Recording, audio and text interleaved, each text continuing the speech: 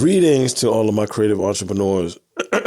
I've been going through some personal transitions, so I've been kind of held up on recording. So I'm going to have 3 recordings dropping this week. First of all, I like to say, if you are in a situation where you're excited about your business ideas and things of that nature, and you are getting an overwhelming amount of tips and things like that, but you just don't know where to turn in terms of making the best decisions for your business venture, your idea, your intellectual property.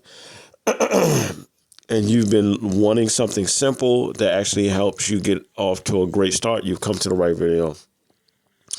In this particular video, I just want to give some quick advice and just a little, basically this is a story time.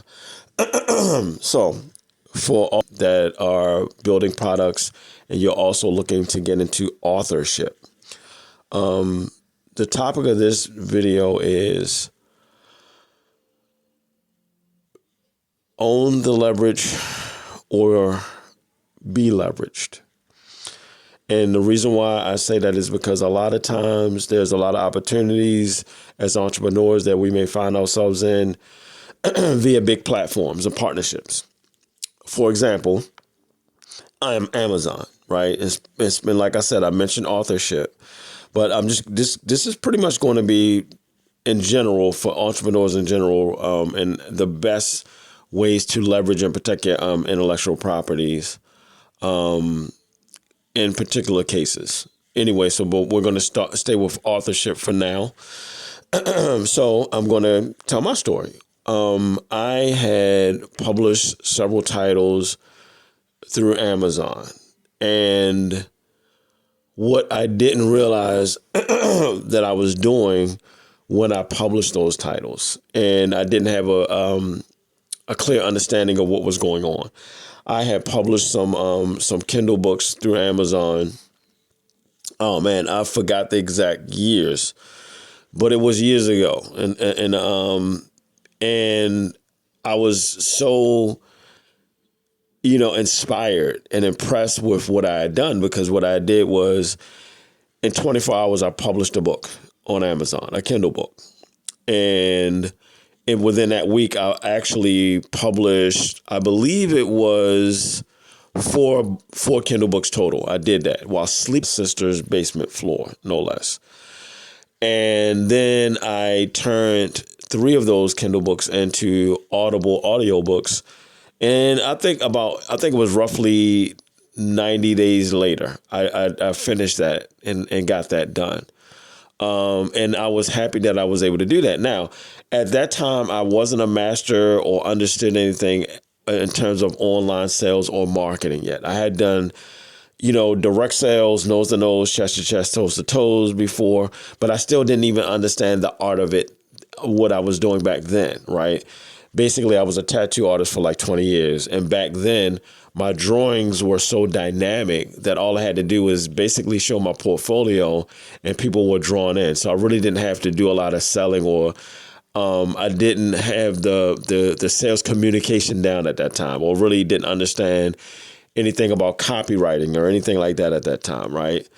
So anyway, I actually published those books. And what I didn't understand is I never obtained a unique ISBN through an official company called Bowker. That's Bowker, right? That's where you would get your official ISBNs. And what does that mean? That's pretty essentially is the ID of your book, right?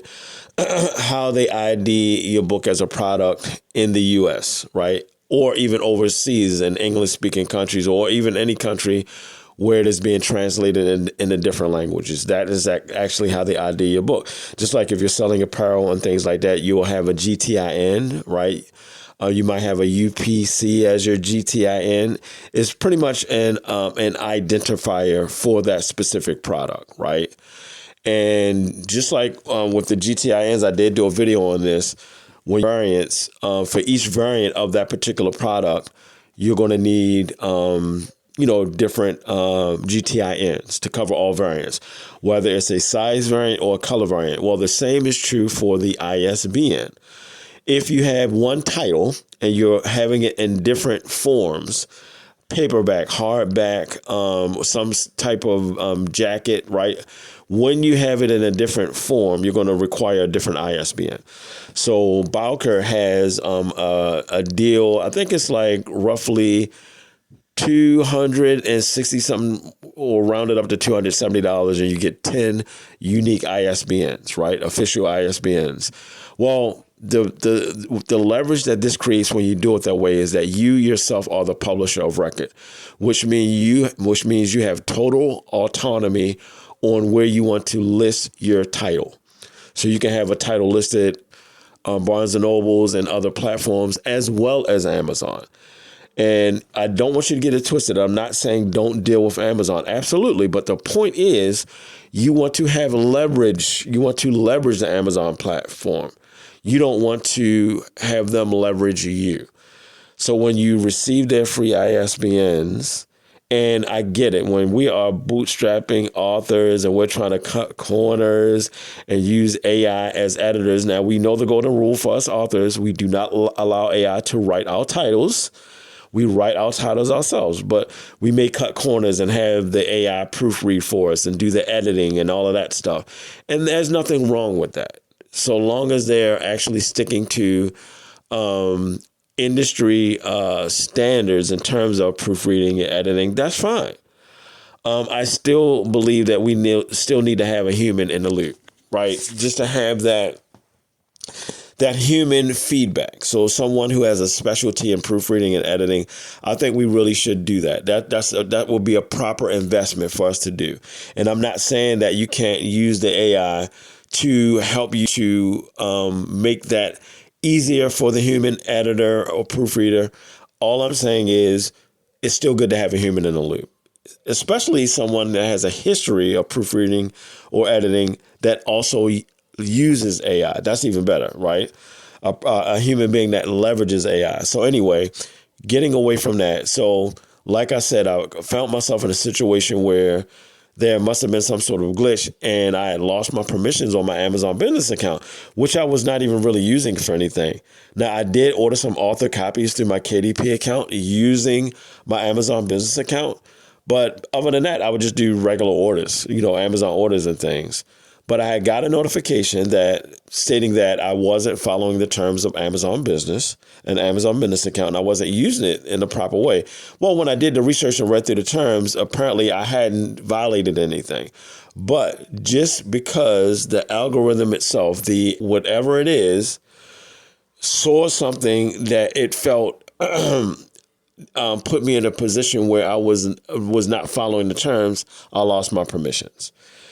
Back and forth, I went through with customer service. I found out that Amazon Business had no power to close the account, because at that point, I just wanted the account closed and shifted back to my personal account. Now, that same email was connected to my KDP account, as well as my Amazon Seller Central account, as well as my Amazon Associates account, as well as my Amazon Kindle account and Amazon Audible account.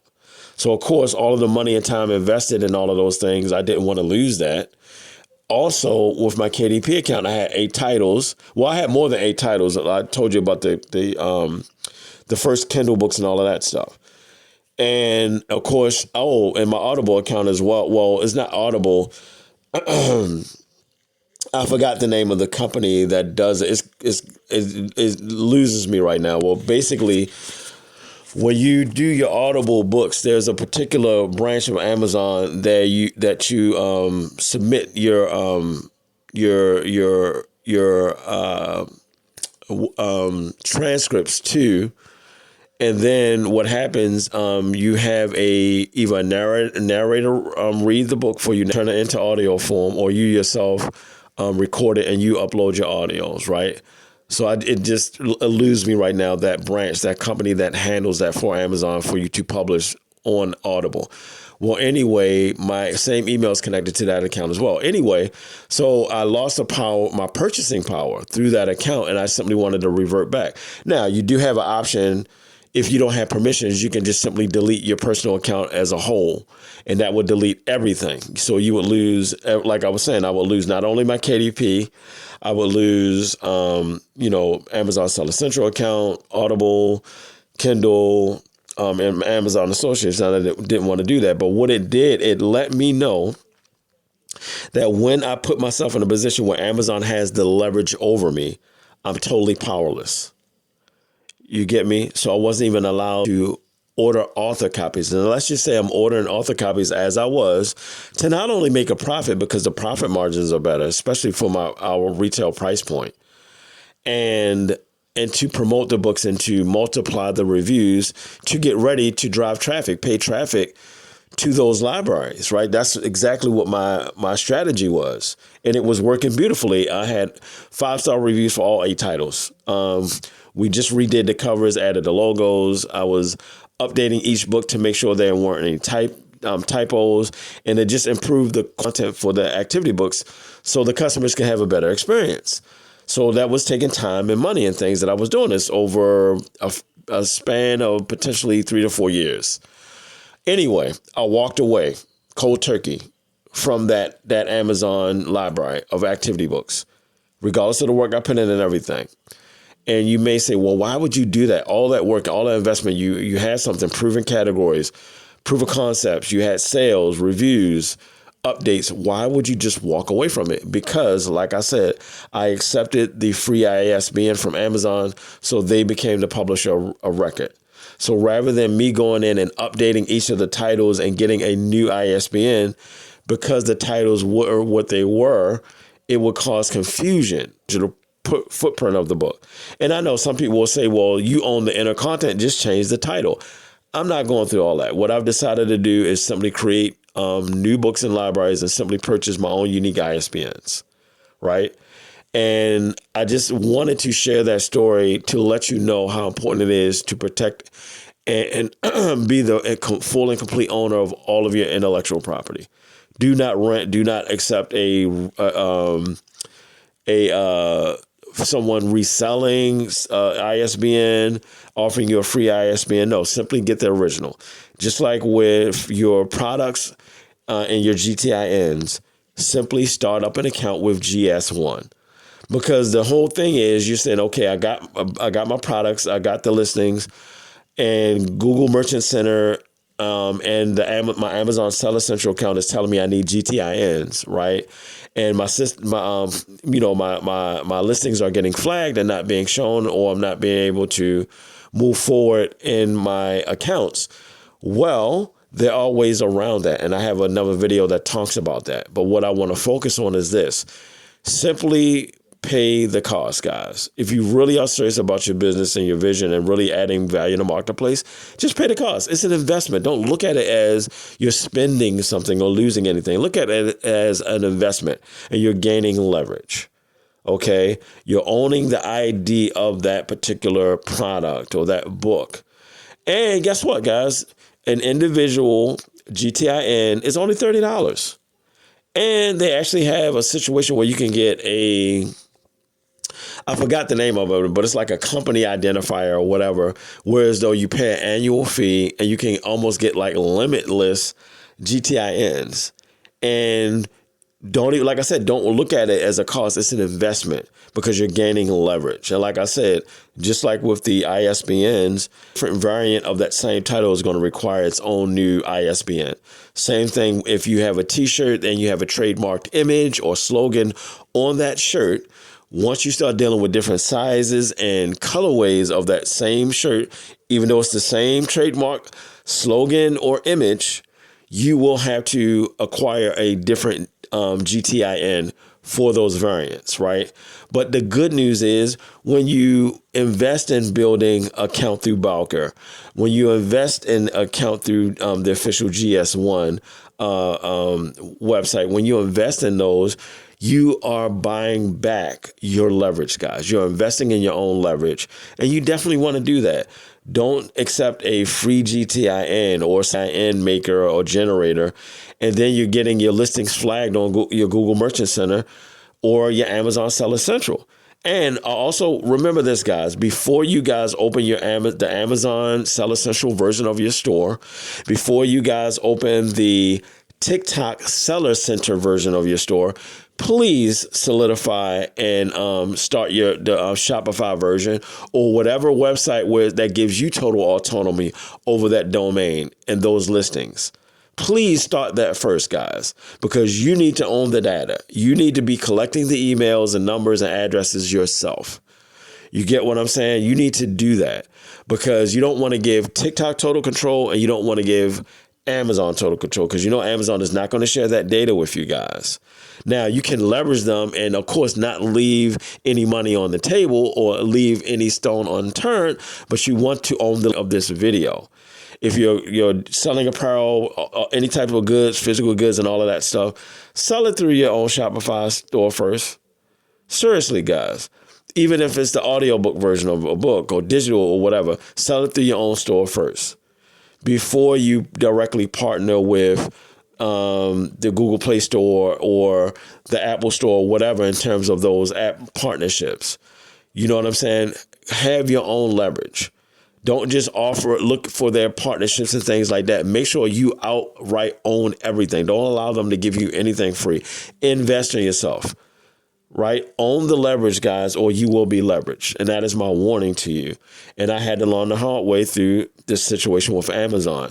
Luckily for our t-shirts, I own the trademarks and I started the Shopify store first on, moving that brand over into the Seller Central or the TikTok Seller Center. Right. I focus solely on getting the Shopify system in first because I will own the data that way. And you need to do that yourself. There's nothing wrong with partnering with Facebook and having a Facebook page or Instagram page, TikTok page for your brand. But you need to have your original footprint, your original website. And listen, guys, we are in the age of AI where you can code your fully owned operational website and you have your own Amazon web services account and you're doing your own streaming and everything through your own website, and you can set up a merchant account through your own website. You hear what I'm saying, guys? You can accept payments and do all that stuff. The same thing you do with Shopify, you can build your own type of Shopify. So don't ever let a platform pitch you in. But the reason why I don't beat up on Shopify, because as long as you're actually doing things that has integrity and respect, and you're respecting the privacy of others, Shopify is a great partner to work with, guys. You really have most autonomy over things. As long as you're being a decent and honest business person, you don't have to really worry about Shopify. Shopify does give you a lot of autonomy, and they literally stay out the way. So long as you're respecting people and doing good business and honest business. So Shopify really isn't that bad. But all I'm saying is, and all these other platforms aren't either, guys. I'm not saying don't deal with Facebook and Google via YouTube and all of these things. All I'm saying is create your own ecosystem. When you're creating your social media, create clips or maybe have or the conclusion of your content, open a loop on Facebook, long form video, open a loop on Instagram, short form video, TikTok, short form video, YouTube, short form and long form video, open loops there, but close it on your own streaming platforms, guys. Start funneling the traffic and extracting the traffic from these platforms and driving it to your own ecosystem. Like a lot of people criticize Jared Leto and they say that he's doing a cult and all of the controversy of what he's did. Listen, I'm not an advocate of anybody that violates the rights of anybody, man, woman, or child, right? And of course, I don't believe in cults as a follower of Christ. But what I like is he created his own ecosystem. Whereas though he leverages the platform and he's not just leveraged by them. In other words, if those platforms go away and shut him down and cut off his access, he still has access to those followers. They have a way to get to him and get his most unique and exclusive content. off of those platforms. We have to start doing this, guys. So start leveraging the platforms instead of being leveraged by the platforms. When you put all of your eggs into that one basket, instead of having an omni-channel strategy that ultimately directs them into your own personal ecosystem that you have full autonomy over, if you're not doing that, guys, if you're not investing in that, and listen, I'm not saying have a paywall. I'm not saying that. You can offer free content for them, right? Whereas though you can simply run ads on that platform and monetize. And if they don't want to do ads, then you offer them a premium version, just like all of the other platforms. Guys, these platforms are brilliant. I'm just saying they're not the only game in town. You can simply leverage that same game with the latest technological and AI advancements that we have now. Guys, if you're protecting your intellectual property, you can build your own platforms now. I don't know that they can have their own Amazon Web Services account to build their own streaming platforms on, just like these guys did. A lot of these guys play gatekeepers because they know you're not willing to think that deep. They don't realize that you can simply partner with a bunch of third-party logistics systems, whereas though you don't need them. You don't need Amazon for anything. Do you know how many third-party logistics networks that are strategically based around the country and around the world that can move very quickly through different partnerships? You can leverage things, guys. Amazon ain't the only game in town. Remember, UPS, USPS, and FedEx existed before Amazon. Amazon just simply brilliantly invested in the real estate so they can leverage the logistical locations to offer quicker shipping. And I'm not saying throw Amazon away.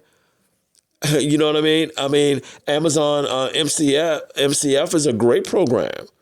You get what I'm saying? It really is. Amazon MCF is a great program.